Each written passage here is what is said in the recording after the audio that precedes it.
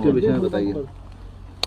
पूछिए भाई, जो पूछना है पूछो। जो वर्ल्ड कप को लेकर के सबसे पहला सवाल तो यही है कि वर्ल्ड कप के बाद में पीएम मोदी खुद मिलने के लिए आए और पीएम मोदी ने जो है आप सभी लोगों को जो हौसला बनाया है, लेकिन राहुल गांधी ने जो है वर्ल्ड कप को लेकर के जो है एक छीटाकशी की है। उन्होंने कहा कि वहाँ पर एक पनौती थे जिसकी वजह से ये मैच आ रहा है, तो उस पर आप क्या कहेंगे? यार ये कंट्रोवर्सी वाले सवाल हमारी समझ में तो आते नहीं, क्योंकि आप इस सवाल को कंट्रोवर्सी में ले जाते हो। बेसिक चीज़ों पे ध्यान दो, जिस चीज़ पे आपने पूरे 2 महीने से मेहनत की है उस चीज़ पे ध्यान दो। ये पॉलिटिकल एजेंडा, ये जो चीज़ें आप जो बीच में लाते हो, मुझे समझ नहीं आता ये सब चीज़। अच्छा, तो अब जो वर्ल्ड क्या रहा जो वर्ल्ड कप में क्या कमियां लगी हैं आपको कि कुछ और सुधार की ज़रूरत है? यार ओवरऑल तो आपने देखा है कि बहुत अच्छा परफॉर्म रहा है सबका, क्योंकि 11 में से 10 मैच जीते हैं, 10 में से 10 जीते थे उस टाइम। सो कॉन्फिडेंस की कमी नहीं थी, स्किल की कमी नहीं थी। मुझे लगता है कि एक बैड डे हो सकता है, जो वो किसी भी टाइम हो सकता है। मेरे हिसाब से वो दिन हमारा नहीं था। मेरे हिसाब से कुछ एग्जीक्यूशन में थोड़ा सा, या फिर हम थोड़े रन कम रहे, वो सब चीज़ें आप काउंट कर सकते हैं। ऐसा कोई चीज़ नहीं थी जो हमें डाउन करे या मॉरल डाउन हो, कॉन्फिडेंस की कमी हो। शामी भाई, रन भी बहुत ज़्यादा नहीं बन पाए और विकेट्स भी नहीं ली जा सकी, तो क्या शाम का वक्त हो गया था, पिच की कोई बात थी, या ओस का कुछ इफेक्ट रहा बॉलिंग में? देखिए, हमेशा आप लोगों ने देखा ही है कि जब शाम को बैटिंग होती है, डे नाइट मैच में जब सेकंड इनिंग आती है तो बैटिंग के लिए और बेटर हो जाता है विकेट, तो वो एक फैक्टर हो जाता है और विकेट थोड़ी स्लो भी हो जाती है, फास्ट बॉलर्स को उतनी मदद नहीं मिलती, तो वो एक रीज़न रहा है। स्वामी भाई आपने जो है आपने पूरे देश में नहीं पूरी दुनिया में अमरोहा का भी नाम रोशन किया है, भारत का भी नाम रोशन किया है, और सरकार यहाँ आपके यहाँ पर स्टेडियम के लिए बाकायदा यहाँ ज़मीन तलाशी जा चुकी है, उसका प्रस्ताव जा चुका है, उसको लेकर क्या कहेंगे आप? उसके लिए सबसे पहला थैंक्स बोलना चाहूँगा सरकार का भी, और जिसने भी ये स्टेप लिए हैं सब ने मिलकर, स्पेशली उत्तर प्रदेश सरकार ने, क्योंकि बहुत ज़रूरी है। अपने यहाँ टैलेंट बहुत है और बहुत बच्चों को ज़रूरत है कि स्पोर्ट्स में भी आगे जाएं, लोगों को जागरूक करें। तो ये चीज़ टैलेंट के हिसाब से और क्षेत्र के हिसाब से भी बहुत ज़रूरी थी कि हमारे यहाँ पे एक अच्छा स्पोर्ट्स एकेडमी हो, स्टेडियम हो, जहाँ पे लोग अपने स्किल को जानें, लोग उसको कुछ कोचेज़ उन लोगों को सिखाएं, कुछ बेटर करें। वो बहुत ज़रूरी था और ये मेरे हिसाब से बहुत अच्छी चीज़ हुई है यहाँ के यंग टैलेंट के लिए। शामी भाई, इसी प्रश्न को मैं थोड़ा मॉडिफाई करूँगा। आप तो अमरोहा क्या देश का बड़ा नाम आप हो चुके हैं, आप अच्छी बात यह है याद रखते हैं इस चीज़ को, किस बैकग्राउंड से आप निकले, तो विशेषकर जो अब यहाँ के यूथ आप पर उम्मीदें करता है, तो आप क्या करना चाहते हैं उन बच्चों के लिए जो आपकी तरह आगे बढ़ना चाहते हैं? आप अपनी तरफ से क्या मतलब मोरल सपोर्ट या और भी कुछ? देखिए, हमेशा से मैं बात करता आया हूँ, क्योंकि जब जो जनरेशन आ रही है, जो टाइम अभी का दिख रहा है लोगों में, जो हमारी ज़रूरतें बन गई हैं, तो मेरे हिसाब से एजुकेशन, हेल्थ, स्पोर्ट्स, ये सारी चीज़ें काउंट करके हम अच्छा कल्चर क्रिएट कर सकते हैं। तो उसमें मैंने पहले भी बोला था, अगर मेरी कहीं ज़रूरत है हमारे यहाँ के यंग टैलेंट को, यंग यूथ को, या किसी भी डिपार्टमेंट में मेरी ज़रूरत है, मैं खड़ा हूँ। और ये यंग जनरेशन को भी सोचना पड़ेगा कि हमें किस वे में जाना है, हमारा कौन सा टैलेंट है, तो वो चीज़ें बहुत ज़रूरी होती हैं। हाँ, फैसिलिटीज़ कभी कभी ऐसा होता है कि जब विलेज में नहीं मिल पाती हैं, लेकिन अब मुझे लगता है कि बहुत सारी चीज़ें सामने भी आ रही हैं, गवर्नमेंट भी हेल्प कर रही है इन चीज़ों में। तो अब ये यूथ का यही है कि आपको एक स्टेप ऊपर आना है, आपको अपना मैच्योरिटी दिखाना है, अपना स्किल दिखाना है और देश का नाम रोशन करना है। शामी भाई, प्रधानमंत्री जी से आपकी मुलाकात हुई, क्या बातचीत हुई और आगे क्या रणनीति रहने वाली है?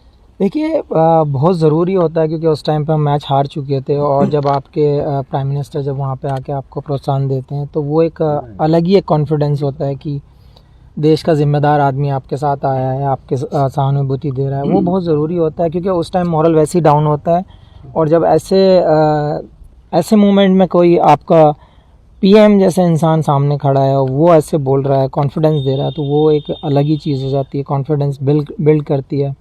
मुझे लगता है ये बहुत बड़ा पार्ट है। शामी भाई, अपनी टीम ने 10 के 10 मैच बहुत अच्छी तरह से जीते, और जब फाइनल की हम बात करें, हालांकि मोरल अप था टीम का, लेकिन ऑस्ट्रेलिया के सामने फाइनल में हमारी टीम इंडिया कहीं दिखी नहीं। बैटिंग, फील्डिंग में भी थोड़ी सी हमारे लूज पॉइंट्स रहे, तो क्या कारण था? क्या बड़े मैच का दबाव था या कुछ और बात रही? या वीआईपी का जो मोमेंट था, क्या वो भी एक प्रेशर था? नहीं यार, ऐसा कुछ नहीं था। हम कभी ये सोचते नहीं मोमेंट किसका है या फिर क्या होता है, और ज़्यादा ओवर थिंक हम करते नहीं है मैच को लेकर, क्योंकि जो प्रोसेस हम लोगों ने लास्ट 10 मैच में किया था, सेम प्रोसेस था, सेम एटीट्यूड था, सेम स्किल एग्जीक्यूट करने देख रहे थे, सेम प्लानिंग के साथ जा रहे थे।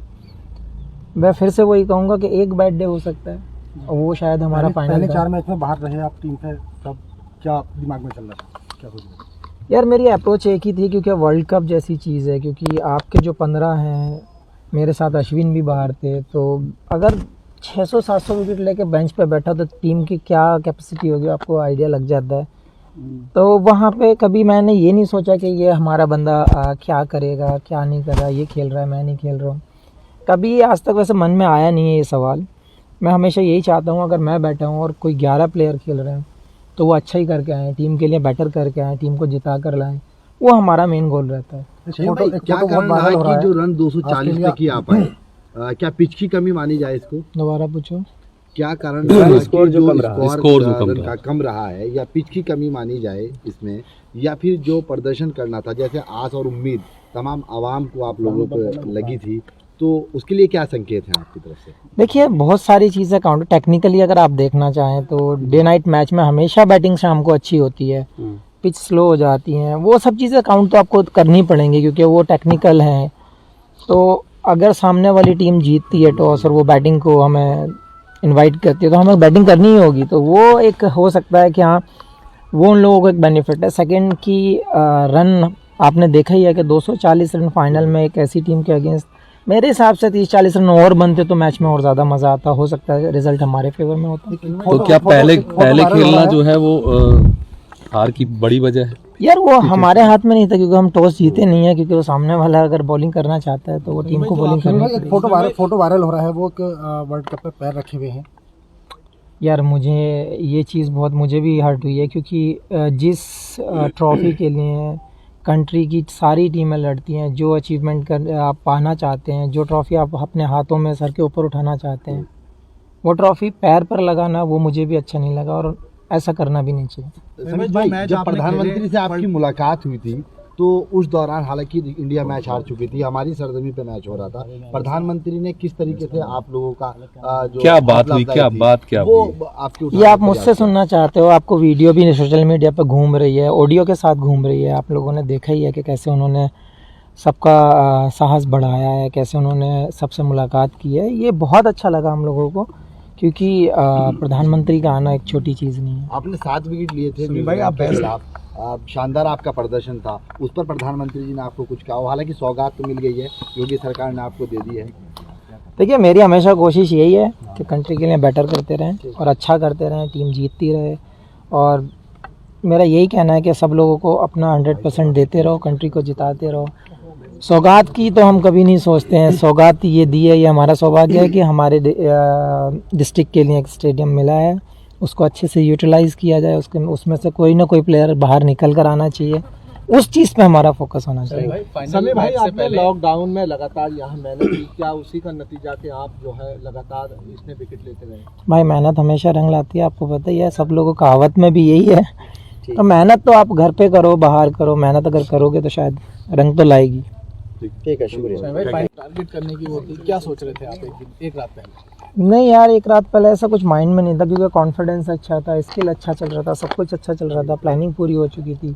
हाँ, जब बड़ा मैच होता है तो हमेशा कहीं ना कहीं हम सोचे नहीं, लेकिन प्रेशर रहता है हमेशा, कहीं ना कहीं माइंड वहाँ पे वर्क करता रहता है। आप चाहें कि हम चिल हो जाएं तो वो होता नहीं है, क्योंकि जब तक ख़त्म ना हो जाए टूर्नामेंट, जब तक हम शांत बैठते नहीं हैं, तो ज़रूर थोड़ा तो कहीं ना कहीं रहता है, मानते नहीं प्रेशर, वो बात अलग है। एक मुद्दा बहुत उठाता है कि पाकिस्तानी वो इंडियन बॉलर बॉल अजीब नई तरीके की दी जा रही है, तो उनकी मानसिक स्थिति के बारे में क्या कहना है पाकिस्तानी? ओ भाई, ये नहीं बोल सकते, क्या ही बोलें इस बारे में, क्योंकि आपको सबको पता है, हमें पता है, इवन उन लोगों के प्लेयर्स ने भी, जो सीनियर्स हैं, जो लेजेंड हैं, जिनको दुनिया मानती है, उन्होंने भी उनको एक्सप्लेन किया है, लेकिन उनकी समझ में नहीं आता। मानसिक स्थिति तो क्या बन रही है? इसमें हम कुछ कमेंट्स नहीं कर सकते क्योंकि वो सोच ही वैसी है। शमी भाई एक सवाल और, क्या आपके हिसाब से क्या टर्निंग पॉइंट रहा मैच का? क्या रोहित शर्मा की वो कैच या विराट का वो आउट होना अचानक बैट से बॉल लग के, क्या टर्निंग पॉइंट रहा मैच का? या फिर जो एम्पायर्स कॉल एक हुआ था, ट्रेविस हेड और लाबुशानी की जोड़ी वहाँ टूट जाती है एम्पायर्स कॉल ना होता? देखिए एक ही चीज़ थी क्योंकि रन हमारे पास उतने ज़्यादा नहीं थे कि हम अगर काश हमारे पास 300 रन होते तो हम इजीली डिफेंड कर पाते। लेकिन एक चीज़ पे ब्लेम करके मुझे नहीं लगता कि कोई फ़ायदा रहता है क्योंकि ओवरऑल टीम को देखा जाता है कि हम कहाँ स्टैंड करते हैं। वो बहुत ज़रूरी होता है एज ए यूनिट वर्क करना और एज ए ग्रुप वर्क करना। तो मैं एक ही चीज़ बोलूँगा, शायद थोड़े से रन कम थे। क्या शमी भाई आपकी यहाँ जो अब यूथ है, आपका कल आप आए, कुछ बच्चे आपसे मिलने पहुँचे, कुछ यूथ से बात हुई आपकी? अभी थोड़ा सा टाइम दूंगा उनको भी, और जहाँ पे स्टेडियम का अनाउंस हुआ है वहाँ पे भी जाकर देखूंगा। अगर कुछ मेरे लायक सेवा होगी तो मैं ज़रूर करूँगा। जो यूथ ट्राई का वो जो तैयारी कर रहे हैं क्रिकेट की, उनके लिए कोई मैसेज?